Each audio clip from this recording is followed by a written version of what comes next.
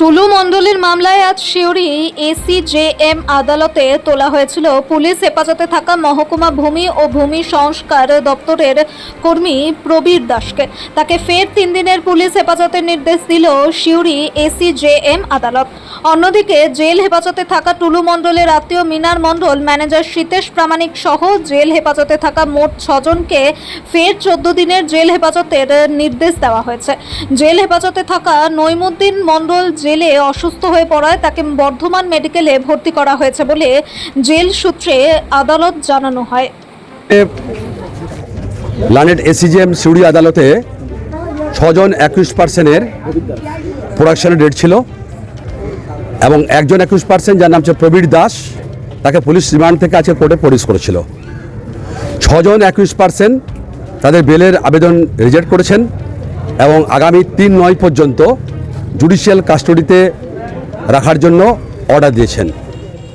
প্রবীর দাস 21%, যিনি আজ কোর্টে প্রডিউস হয়েছিলেন, আমাদের প্রসিকিউশনের পক্ষ থেকে 4 দিনের পুলিশ রিমান্ড প্রেয়ার করেছিলেন। ল্যান্ডেড কোর্ট প্লিজড হয়ে 3 দিনের পুলিশ রিমান্ড অ্যালাউ করেছেন, অর্থাৎ 24/8-এ আবার তাকে প্রোডাকশনের ডেট ধার্য করেছেন। এক্ষেত্রে একটা বলে রাখা বিষয় ভালো যে নইমুদ্দিন মণ্ডল, যিনি আপনার জুডিশিয়াল কাস্টডিতে ছিলেন, বারবার তার শারীরিক অবস্থার অবনতি হচ্ছে এবং অবনতি হওয়ার জন্য আজকে তাকে আবার বর্ধমান মেডিকেল কলেজ অ্যান্ড হসপিটালে রেফার করা হয়েছে। এই বিষয়ে superintendent correctional home Suri Birbhum থেকে আপনার ল্যান্ডেড কোর্টকে ইন্টিমেশন দেওয়া হয়েছে যে তার শারীরিক অবস্থা খারাপ, বেটার ট্রিটমেন্টের জন্য বর্ধমান পাঠানো হয়েছে।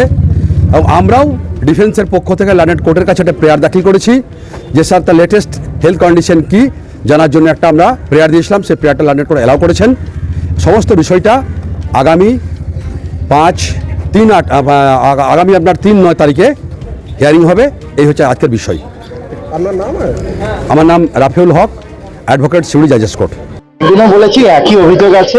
আজকে পিসি থেকে এসছে, আমরা ফার্দার পিসি চেয়েছি। এবার ল্যান্ডেড কোর্টের কাছে অর্ডার রিজার্ভ আছে, দেখা যায় উনি এসে অর্ডার দেন। যে দিনগুলোতে যেভাবে বিএলআরওকে টাকা এই টুল কোম্পানি এদের সিন্ডিকেট অ্যালট করেছিল, সেই দিনগুলোতে উনি হেড ক্লার্ক হিসেবে ওই গেটে ডিউটিতে ছিলেন। এই এভিডেন্স আমাদের কাছে আসছে।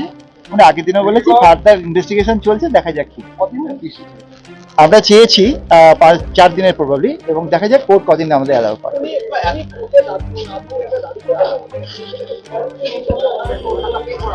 হ্যাঁ, উনি প্রথম দিনই বলেছেন যে আমি ওখানে ডিউটিতে যেতাম এবং এইভাবে আমাদেরকে এরা পেম করতো। একদম ক্লিয়ারলি উনি বলেছেন। দেখে সেই ইয়ে তো আমাদের এভিডেন্সে এখনো অনেক কিছু আশা বাকি। আপনারা অপেক্ষা করুন, দেখা যাক। উনি তো একটা সামান্য কর্মী, এডিএম থেকে শুরু করে ডিএম বা তার জড়িয়ে আছে। দেখুন, তদন্ত চলছে, এখনো তো মামলা আমাদের খুব অনারেবল হাইকোর্ট কালকে বলে দিয়েছে পরিষ্কার যে আর্লি স্টেজ অফ ইনভেস্টিগেশন চলছে, সময় সব আমরা বলবো। হ্যাঁ, আমি দেখলাম যে একটা অদ্ভুত জিনিস হলো, এটা আমার কাছে সিউড়িতে একটা নতুন অভিজ্ঞতা। যে আমাদের এক উকিলবাবু আগের দিন আপনাদের ক্যামেরাতে নাকি অনেকক্ষণ ধরে বলেছেন যে আমি কোথায় যাই, কোথায় থাকি, কোথায় ঘুরি, কোথায় থাকি ইত্যাদি ইত্যাদি বলেছেন। বলার পর থেকে কদিন ধরে দেখছি বেশ কিছু লোক আমি এই সিউড়িতে থাকাকালীন আমাকে ফলো করছে। তো আমি পুরো ব্যাপারটা আমাদের অথরিটিকে, কনসার্নকে জানিয়েছি। আমার লাইফের যদি রিস্ক থাকে, they will investigate and enquiry into matter.